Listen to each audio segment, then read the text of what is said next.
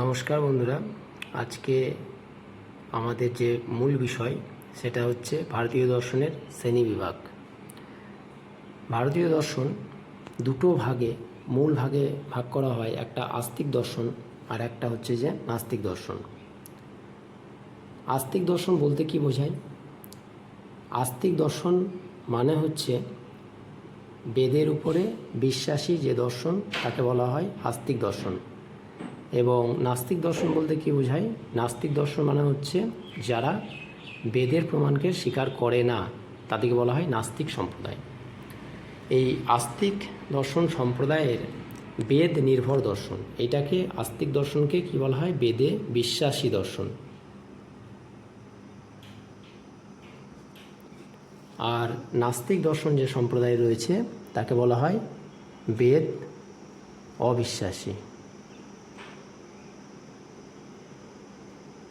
অর্থাৎ বেদে বিশ্বাস করে না।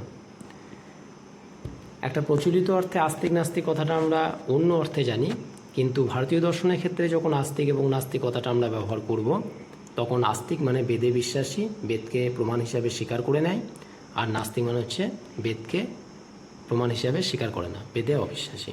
এটাকে আমরা বুঝব। আস্তিক বৈশেষিক, সাংখ্য, যোগ, এই চারটি দর্শন বেদে বিশ্বাসী, কিন্তু বেদের প্রমাণ্য যে সমস্ত বিষয়গুলো সেইগুলোকে কিন্তু স্বাধীন মত প্রতিষ্ঠা করে। এই চারটে দর্শন, ন্যায়, বৈশেষিক, সাংখ্য এবং যোগ। আর যে দুটি দর্শন রয়েছে, একটা মীমাংসা, একটা বেদান্ত, এরা পুরোপুরি বেদের উপর নির্ভরশীল, অর্থাৎ বেদে যে সমস্ত প্রমাণ বলা হয় বেদকে সম্পূর্ণরূপে তারা স্বীকার করে। এই দুটো দর্শন, মীমাংসা, বেদান্ত, তারা স্বাধীন যুক্তি নির্ভর। যদি বলা হয় বেদ বিশ্বাসী, অথচ তারা স্বাধীন যুক্তি নির্ভর। এই চারটি দর্শন, ন্যায়, বৈশেষিক, সাংখ্য এবং যোগ। আর যদি বলা হয় বেদের উপর সম্পূর্ণরূপে বেদকে স্বীকার করে নিয়েছেন যারা, সেই সমস্ত দর্শনের মধ্যে একটা হচ্ছে মীমাংসা আর একটা হচ্ছে বেদান্ত। এরপরে আমরা আসছি ভারতীয় দর্শনের নাস্তিক দর্শন সম্প্রদায় সম্পর্ক। তাহলে নাস্তিক দর্শন বলতে কি বোঝানো হয়েছে? নাস্তিক দর্শন সম্প্রদায় বলতে কি বোঝানো হয় না, বেদে অবিশ্বাসী দর্শন।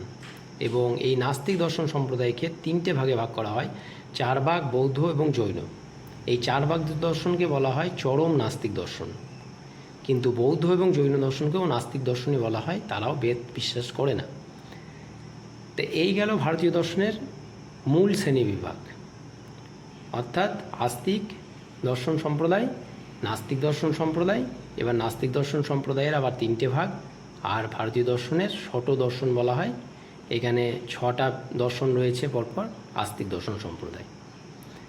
এবং আর নাস্তিক দর্শন সম্প্রদায়ের মধ্যে চারবাক দর্শন হচ্ছে এমন একটা দর্শন সম্প্রদায় যেখানে তারা শুধুমাত্র প্রত্যক্ষকেই প্রমাণ হিসাবে স্বীকার করেছেন, এছাড়া অন্য কোনো প্রকারের প্রমাণ তাদের কাছে স্বীকৃত নয়।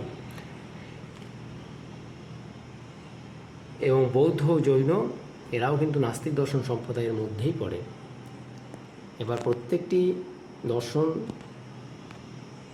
সম্প্রদায় সমূহের এক একজন করে প্রতিষ্ঠাতা রয়েছেন, সেগুলো আমরা পরের ক্লাসে, নেক্সট ক্লাসে আলোচনা করব। আমার ইউটিউব চ্যানেলে তোমরা প্রতিনিয়তই ভিডিও পাবে। তোমরা প্লেলিস্ট অনুসারে আমার চ্যানেলটিকে পড়াশোনা করো। আমার চ্যানেলে গিয়ে তোমরা প্লেলিস্টে সমস্ত একাদশ শ্রেণীর সিলেবাস ভিত্তিক চ্যাপ্টার বাই চ্যাপ্টার পড়াশোনা আমরা আপলোড করব। তোমরা আমার চ্যানেলটি সাবস্ক্রাইব করো এবং